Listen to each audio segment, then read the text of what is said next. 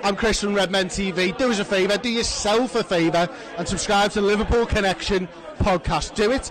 Do it now.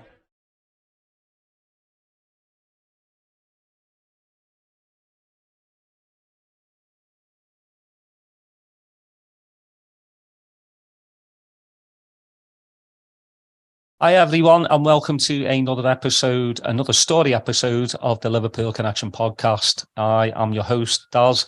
On me, Todd, once again, but that's all right, because I like to talk and I like to listen as well, so it's all good. Please like and subscribe and all that good stuff.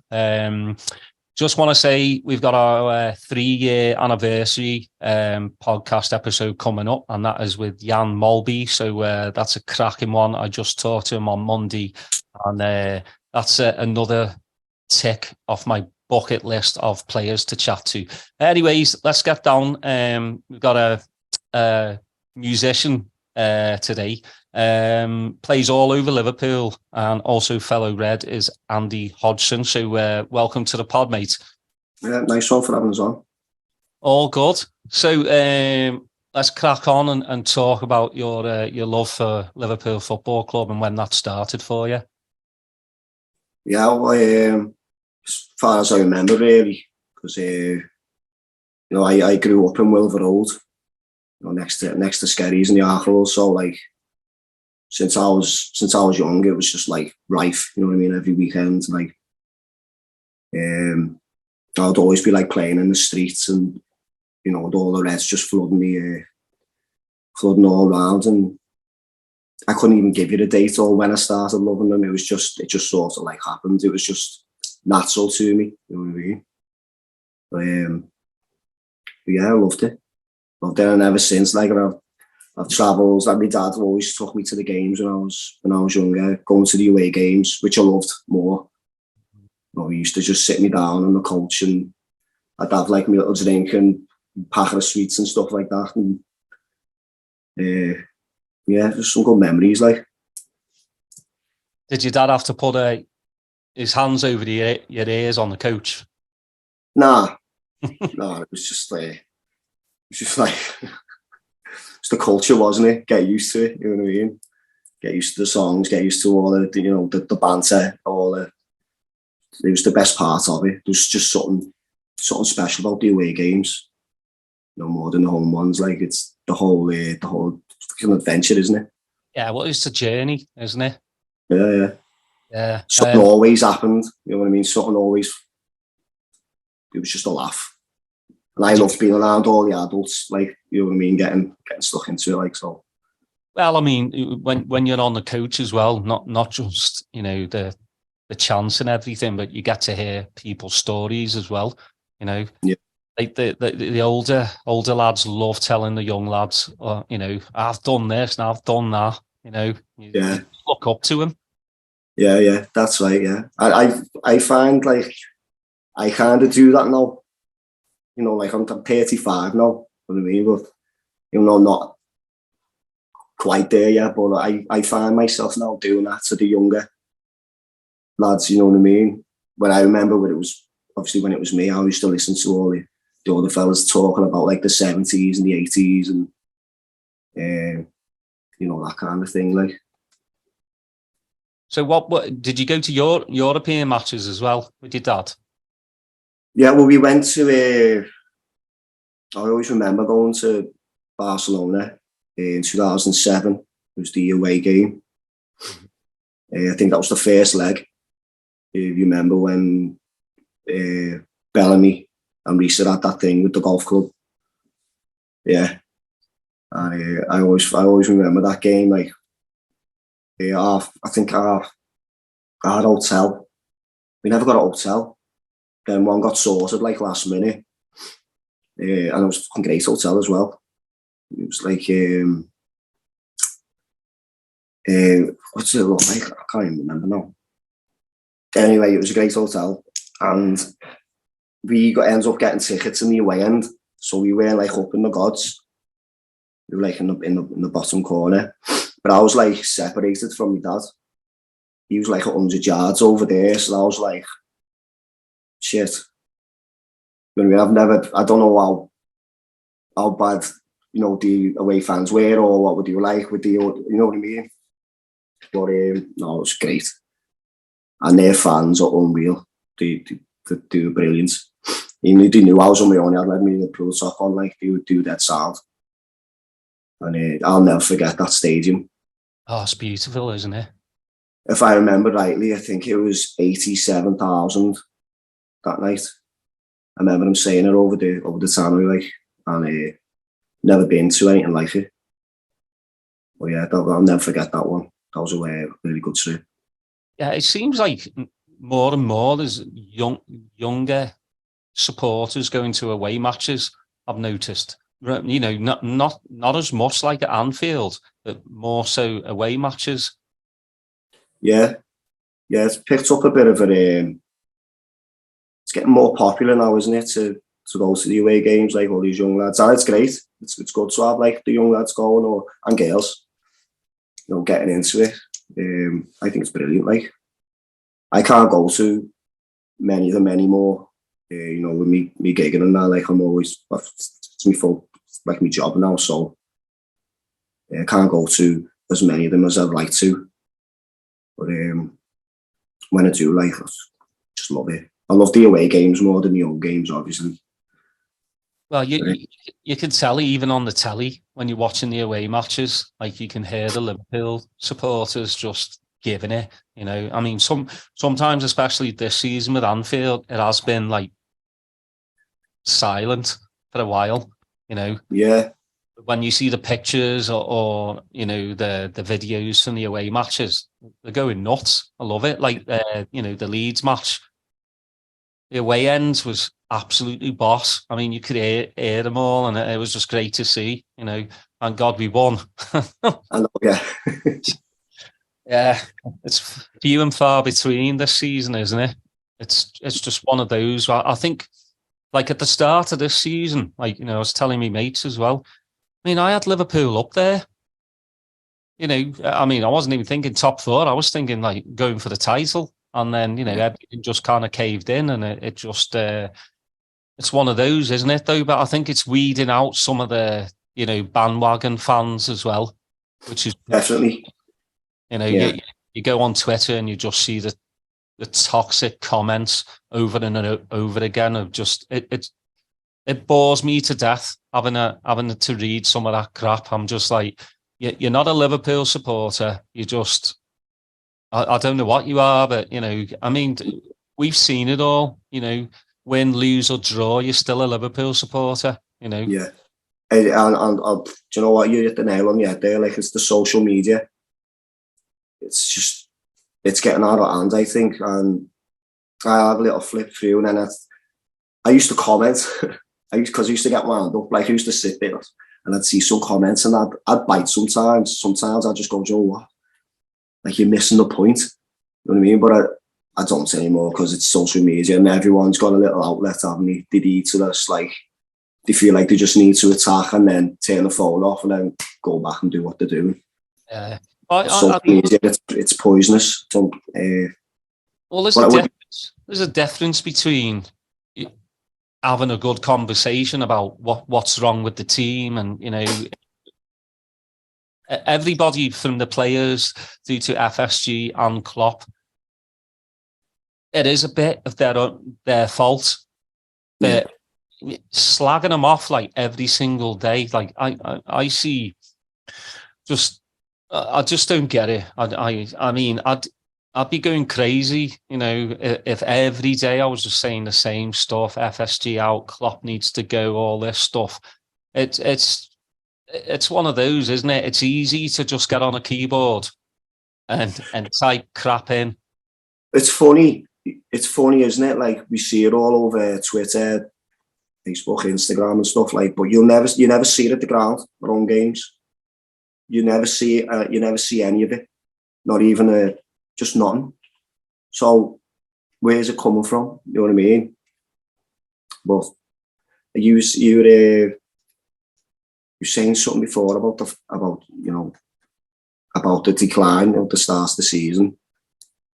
Like, the past 5 years, obviously we've been on top of we've been on the pinnacle. We've absolutely dominated. But I always had this little, not being a pessimist, but I always had this like kind of like sort of reality check, like there is going to be a dip in form, everyone goes through it. And I used to do my own head in thinking about it, but I kind of knew somewhere along the line it was going to happen, because it always kind of just happens. It happens to the best of teams. Not going to look at Barcelona and, you know, even Madrid have had their blips, like, but I kind of just like, I'm like you, this season I thought we were going to do well, and then when it started happening, I was like, here we go. Yeah. You know, and then the pressure's mounting up, and then it's just one of them things. But like you said, like if you're a fan through and through, we support them. Mm-hmm. You know what I mean? And we're not like these other teams who switch managers every 6 months. You know, like the likes of Chelsea. I don't even know how many they've had now. Yeah, it's terrible, isn't it? Like I just don't understand it.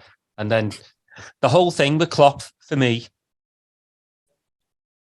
I like what he's been saying. You know, he said FSG need to be a bit more risky in the transfer market, and they do.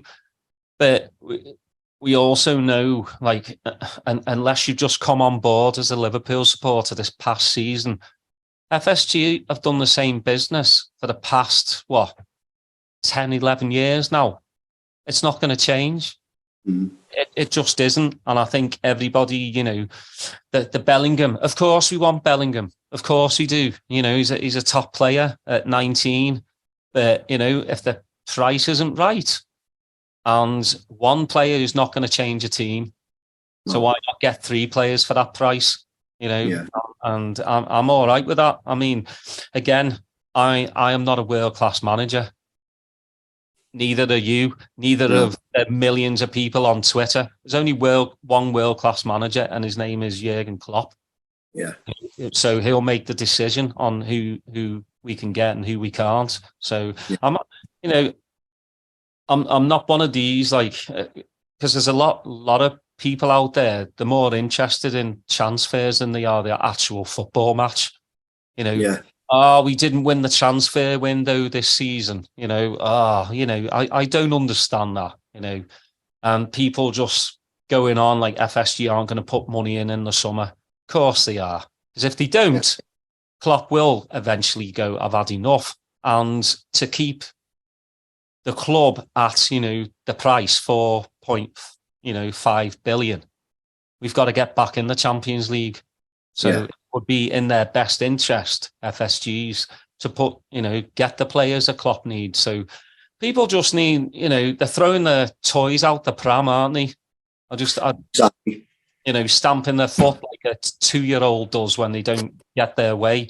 I mean, Klopp will get the players in, you know, that I think we need. But yeah, I'm looking forward to the end of this season. I've had enough. I know, and yet, like, you know, look what Klopp done with, you know, the budget that we had. You know, we weren't exactly buying £100 million players 5 years ago. Mm-hmm. You know what I mean? He's good. Obviously, he's good at what he does. He's here for a reason, and he's got that silverware for a good reason. The Bellingham one, I don't know. It's on and it's off and it's on and now it's off, and now it could happen behind it. Just if it happens, it happens. Exactly. You know, I mean, you know, there was talk of like him staying at Dortmund another season. It's one of those, Andy, where I'm just like, I wish we did sign Bellingham this summer so it would shut up the people that just go on and on and on and on. Yeah, I do. But if we don't, we don't. You know, I mean, we're still Liverpool Football Club. I mean, this is the thing too. People go, without Champions League, we won't get the really good players. I'm like, we're still Liverpool Football Club. Of course, we'll get really good players. Look at Man United. They weren't in the Champions League this season. They got good players, you know. Yeah. So I'm like, everyone just calm down. It's all right. And I believe there's world-class players out there that want to play for the likes of Klopp, and he wouldn't. Not being biased, but the way he is. You know, and everything he like kind of stands for. You know, even if we don't get Champions League, I still think we can make, you know, big signings. Oh yeah, of course. Because Whatever signings we make, it will be a good one.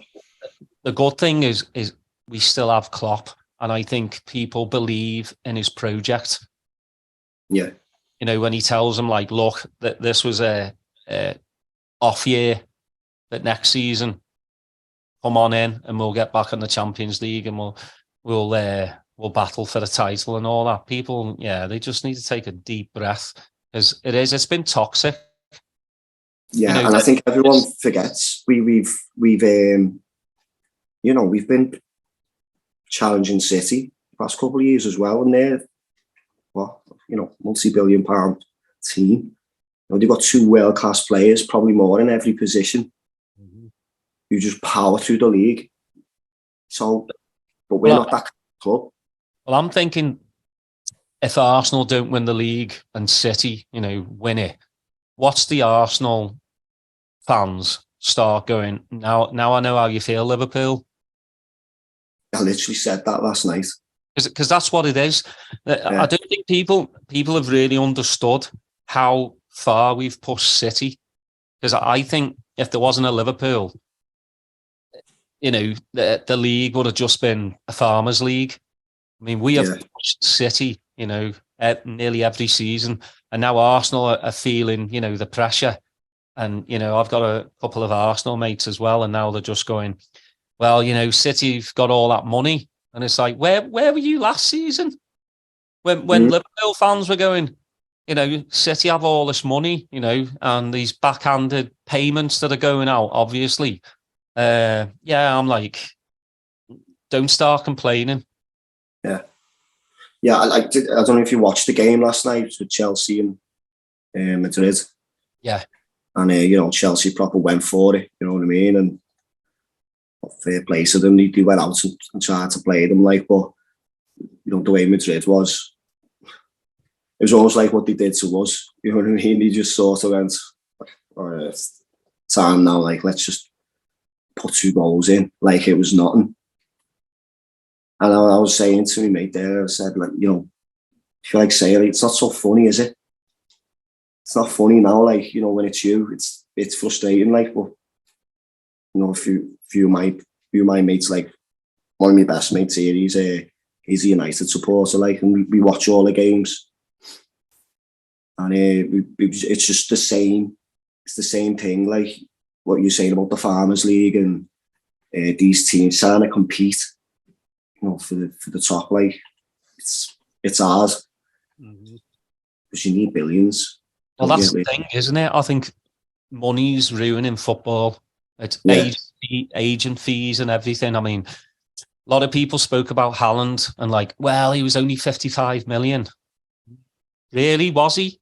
Because 35 million went to his dad, who's his agent, and then he's on 900k a week. So it's not nearly 55 mil, is it? Again, it's just madness to think that one player, I mean, yes, he's breaking records and everything, but 900k a week, that's madness to me. Yeah. Like, I mean, I don't watch American football, but I understand about, like, they have the salary caps and everything for a reason, because it's just getting madness. I mean, it started with I would say Neymar with his transfer to PSG was just the amount of money was unheard of. And then for us now, it looks absolutely boss now that, you know, we sold Coutinho for 125 mil and he's just nowhere to be seen. No, I mean, he's at Villa, but, you know, he's not even getting really in the team. So, yeah, it's just mental. I mean, one player should not be more than 100 million, you know. Yeah, I agree, yeah. Oh, well, anyway, it's like therapy for me. Chatting about Liverpool and all what's going on, but musician wise, you know, did you pick up a guitar when you were, you know, young, or was it gradually later on in life? I've been playing guitar since I was 14, 21 years ago. Just my dad used to play, so he'd play up and down the country. And so he pretty much how we used to pay for our holidays, you know what I mean? So he'd done that for a long time since he was like at school. And I just seen him, he used to get it out in his living room now and again and have a go. So I actually remember sitting on the floor, like watching him, thinking, I want to do that. That's what I want to do. And he bought me my first acoustic black Fender guitar for Christmas. And I had that. I've been playing with that guitar since the beginning of this year. I decided to hang it up because it was getting a bit battered and I didn't want it to, you know, I just thought it was time to hang it up type thing. But yeah, I've been playing all that time, like. But I only started singing like 3 years ago. Oh wow! Yeah, because I was in a duo with my best mate from school, Johnny, and we done a lot of stuff. Like we went everywhere, and we had a great time playing all around town, and we ended up going to Switzerland, Geneva, getting gigs there. So we were going there, backwards and forward there, for a few years. I'll keep a long story short, he ended up staying there because he thought there was nothing back here for him, that's his girlfriend over there type thing. So I had no singer. So started getting a bit starved of it, you know what I mean? The gigging and the travelling and that kind of thing. So I just recorded a song, I'm on Fire, you know, Bruce Springsteen. I just done my own little recording at home to kind of see what I could do with it type thing, and have a little sing, see how it was. And I was getting a few compliments. And so I went to an open mic night, started doing that, started getting a little bit more confident doing that. And then, you know, it turns out I was pretty all right at it. So I just started carrying on, and then I just boomed into gigging. So I'm constantly busy now, so it's a bit of a mad one to start this late. Yeah, but better late than never, right? You know? Yeah, definitely. Yeah. I mean, like, you know, it's kind of like Jamie's story as well. I mean, obviously gigging around town as well and then singing, you know, Liverpool songs also puts you out there, you know. Yeah. Which is really sound. Any album you're working on? Yeah, well, I've been recording my own songs for me, you know, just because I'd always liked the idea of writing songs. So I was writing songs about 3 years ago, and I've had them since then, like on my iPad. And, I don't know, I was just always a little bit scared to put them out there, or I didn't really know how to do it. But I've just finished a song called On My Anfield Road, and I've just started mastered, so I'm ready to get that out. I'm going to release it soon, so I'm excited about that. Like, oh, I bet. I mean, nice to. You're going to do vinyl, or no? Oh yeah, I'll be definitely doing vinyl. Like I've got a few me mates who I've got record players. I've got one, so my dad got me onto that. Like, so we like, but yeah, I do love the vinyl. Yeah, there's nothing like vinyl. I mean, I DJ, so I've always loved vinyl. The sounds on it are what should be on it. You know, where digitally the little hissing and stuff is taken out. I just love when you put the needle on the vinyl and you really hear everything. It hits you different. Yeah, and you know, you do the whole sleeve and everything, and it's art as well. Yeah. So yeah, I mean, I think in the probably past 5 years, more people are buying vinyl again, which is nice to see. I think it's brilliant, and I think it's good to have in your living room as well. It's just that little bit of, you know, a little bit of decoration in your living room. But like my dad set me up with a because he was mad. Him and his dad were mad on vinyl and they kind of audio. So I got a Riga 2 and a mint condition one from like 1980s, and Nadamp. Don't know if you remember them, like. The which one? And Nadamp. Sounds familiar, but yeah. But they're probably in the 1980s. They were like the best amps, and well, you want to hear the sound out of it. Oh, I have it on all the time. I love it. It's always a good conversation starter as well. You know, if you have your mates over and you bust out the vinyl, and then you get a good convo going, which is great. You know, your mates might be like, "I've never heard that before," you know, and then they start looking at the sleeve and everything, and it's great. I just and plus, like with vinyl, at least you know somebody's actually purchasing your music rather than going, you know, on the internet and downloading off pirate. You know, at least you know you're getting that. That's why.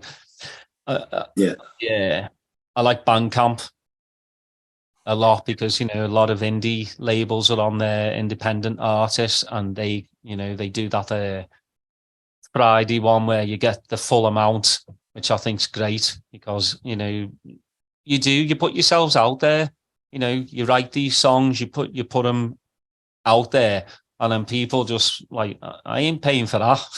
Yeah. But I've got it on my phone, I've got it on my computer, I've got it here and here. Yeah, it's wrong. You know, you've got to make a living as well. I think people forget about that. It is. It's a tough nut to crack. You know, it's so, because so many people are doing it now. You know, you're in a massive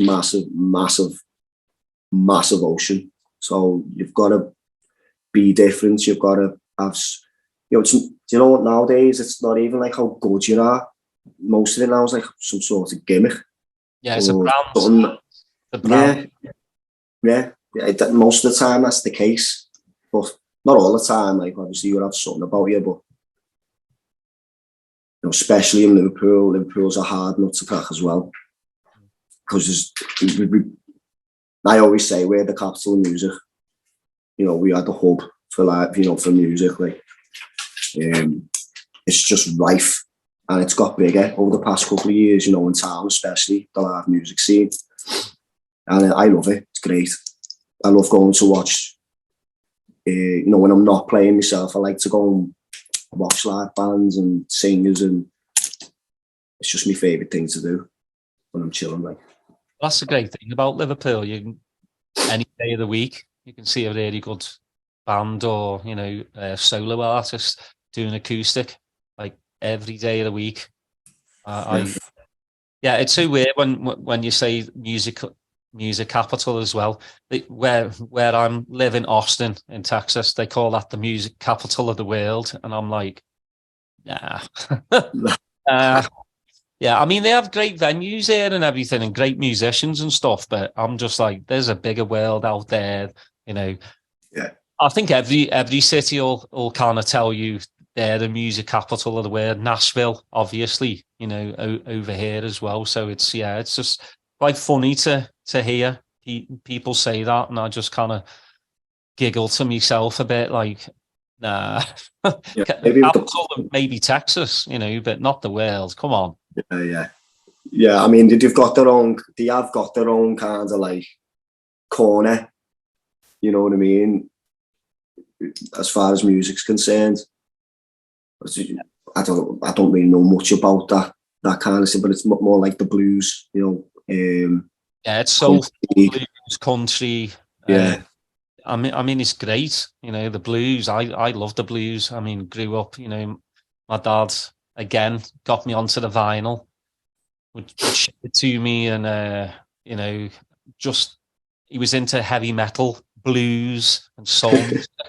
You know, you go from Black Sabbath to Nina Simone and like two records. Like, all right, Dad. You know, banging your head one time and then just kind of, all right, nodding your head the next. But that's what's helped me. You know, music to me, I'm not into one genre. Like, especially when you're a DJ. Like, I you know, do house music, if somebody goes, "Oh, what do you listen to at home?" I'm like, "Well, certainly not house music." No. I mean, if I'm getting ready for a gig, of course I'll practice on the decks and everything. But usually, yeah, I'm soul boy or blues. Yeah, I couldn't be doing with like boom, boom, boom, boom. I don't play it in my car. I don't listen to it really at the house unless I've had a few bevies and then something on. Have a bit of a jig. Going off in the living room, yeah. Yeah, my own rave. A rave. You always say too much of something's bad for you, but I'm the same. Like my music stretches like, because I was brought up on all kinds of different music myself. So I'll be listening to like the Traveling Wilburys 1 minute, and then sometimes, if I'm being honest, like on the way, if I'm on my way into town for the gig, it's the God's honest truth. Sometimes I'll listen to movie scores, like to Howard Shore and Hans Zimmer and stuff. It chills me out. It depends what mood I'm in. I'll listen to a lot of stuff, and I get a lot of influence from it as well. Yeah. But it's just purely from listening to it from when I was a kid. My granddad would listen to Andrew Lloyd Webber, and I'll always remember that. So if it's in you, it's in you, and it's just one of them, isn't it? So, well, yeah. Well, with musicians that come on, I've done the same with Jamie and Kian from Modern Love, Irish band. I always like to know what would be your ultimate gig. Say that again, sorry. What would be your ultimate gig? Ultimate gig? No one's ever asked me that before. I don't know. I mean, to play at Anfield, you know what I mean? That's probably for me would have to be the ultimate gig, like playing at Anfield, yeah. Mm-hmm. And the next one is a festival. Your top 3 favorite festival headliners. To go and watch, you mean? Yeah. Like if you were putting the festival together, who would you have as your like top 3? Top 3. Well, you've asked the question there. well, my top one's probably Pink Floyd. Live or dead as well. Yeah, my top one's probably Pink Floyd, because they were a big influence when I was learning guitar. Dave Gilmour, like he was like my hero. So I'd have to absolutely have them at number 1. Definitely Queen, because they just bust the whole show apart, because you know how good they are. And third one,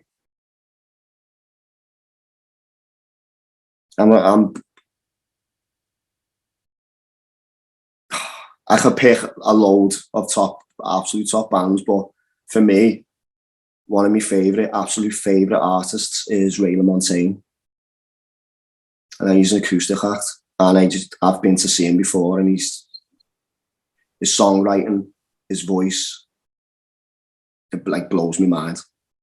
Like I've never been blown away by anyone like him. Obviously, everyone else is different, but for me, that'd be him. So they'd probably be my top 3. Yeah, sound. I mean, that's your festival, so. Yeah. And I forgot to ask you before, who was your like Liverpool boyhood hero? For me, it was Keegan. I mean, until he broke my heart and went to Hamburg, and then later on it was Barnsley.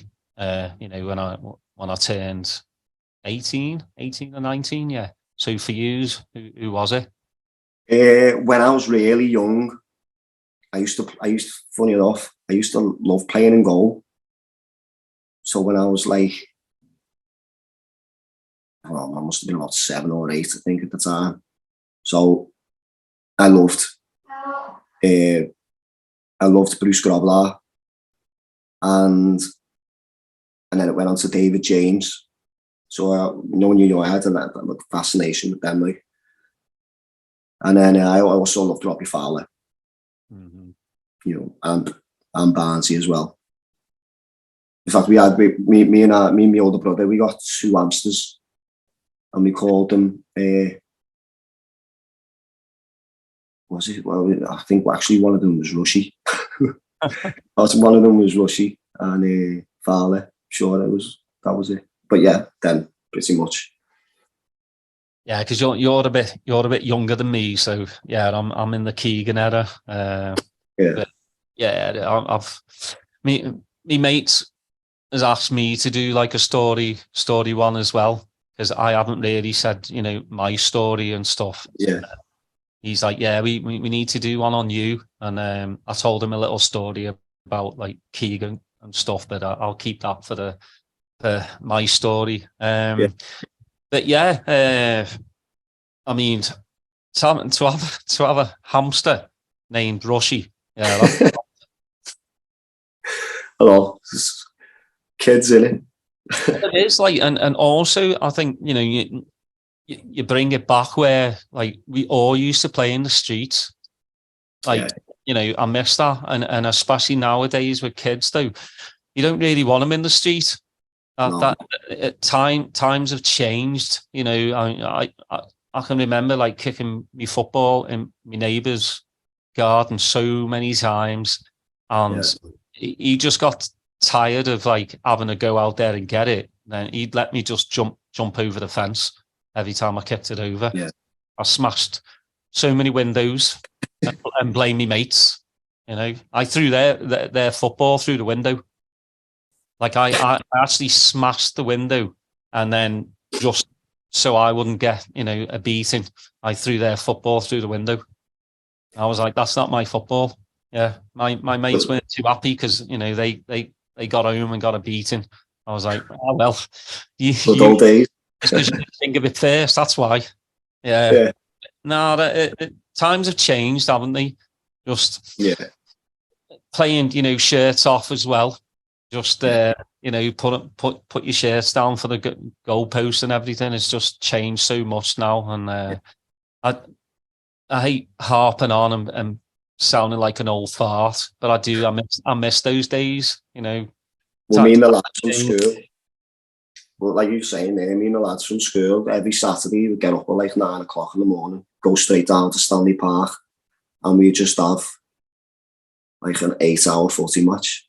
Mm-hmm. You know what I mean? We would just play footy in the park all day until it went dark, until you couldn't see the ball anymore. You'd have to take it home. Mm-hmm. We'd done that religiously. Even used to take the ball down to Liverpool's ground. Do you remember when the Mackies used to be there next to the souvenir shop? Yeah, did. We used to play heads and balls there. You know, anywhere. Do you know the garage on Walton Breck Road? Yeah. On the corner, a bit of grass there. We play footy on there as well. The fella used to come out of the garage proper kicking off. He said, I'll stick a knife in the ball. He used to kick the ball against the wall. He'd proper flip. But if there was a bit of grass on the conservatory, we'd be playing footy on it. Mm-hmm. Everywhere we play. But like you said, nowadays you can't really do it now. No, you wouldn't. Even my girls are older, or you know, my lad. I just don't think I could let them out. Yeah, well, you're more protective now. Like as you know, growing up, I mean, you'd say bye to your mum and dad like in the morning, and you wouldn't come home till, you know, it's like pitch black, and your parents wouldn't worry. Now it's a whole different, you know. You're just like, don't walk anywhere without. I mean, for me, don't walk anywhere without your sisters. Always be in a pack. Like my mum and dad never used to say that. It's just like, see you later. Here at tea time, or whatever. Yeah, and you know, got into trouble a few times, but you know, not like the trouble that, you know, can happen these days. But times have changed, but you know, that's the world we live in. So we're just a bit more overprotective of, you know, our kiddos. But well, mate, been absolutely boss like chatting with you. I'm glad you come on, and can you let people know where you usually play? I know you usually play at Taggies, but where else in town? So every weekend, Fridays, Saturdays, me main ones are like the Lanigan's Irish House, the Irish pub, and Fitzgerald's. That's another Irish one. That's on Slater Street. They're like my main ones really that I play. I mainly play. It's just funny this. I mainly play the Irish pubs, but I don't play a single Irish song. I do get a bit of stick for it, like, but I'm there to like switch it up a bit. You know what I mean? But no, I love playing. I love playing the bars, and it's, you know, boss atmospheres. So if anyone wants to come down or check my stories on Instagram where I am, come see me. Yeah, we've actually got one of my co-hosts is actually about to get on a plane in the next couple hours. He's going over to Liverpool. He's over there for the Forest match, and then he's doing the soccer in the city with Peter Carney. So they're bringing. Peter made me a banner last year, but it just cost too much money to ship it over. So I'm getting me mate to put it. Hopefully, he's got room in his suitcase, because I'm like, you know, Peter's boss, you know, he's a legend for me. Just what he's done, you know, with the banners and everything. He's just old school, and, you know, obviously the Hillsborough. He put the banner up the other day as well. You know, if anyone goes over to Liverpool, try and get in touch with Peter Carney, and he'll show you around the city. Not just football, but just about Liverpool city itself. So please check that out. Like Andy said, please check him out on Instagram. Do you have Twitter? I do have Twitter. I don't really use it that much, but I'm on there. I do put stuff on there when I'm playing taggies and stuff like that. So my main one's Instagram, but I am on Twitter, like. But you've got videos up there, haven't you? Yeah. So, like I said, if you're in Liverpool, go check Andy out, and if you're not in Liverpool, go check his videos out, and you'll get a good listen to his musicianship on all the influences he's had. But again, thanks, Andy. I really appreciate you coming on, mate. No, thanks very much. Nice one for having us on. And everyone, thanks for listening. And as always, please like and subscribe, and we'll see you next time.